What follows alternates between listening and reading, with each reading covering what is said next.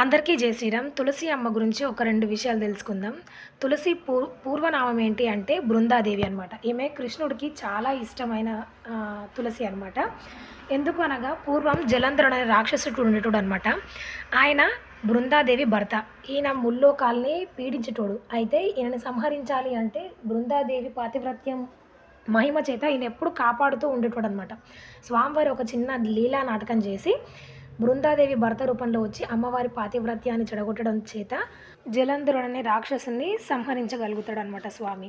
ఇలాగా తన భక్తురాల్ని మోసం చేసినందువల్ల ఆయన ఆమెకు ఒక వరాన్ని ఇస్తాడు. ఏంటి అంటే భూమిలో తులసిగా వెలవమని ఒక వరాన్ని ఇస్తారనమాట. సాక్షాత్తు శ్రీహరి అవతారమే శ్రీకృష్ణుడు కాబట్టి తులసి అంటే ఆయనకి చాలా ఇష్టం.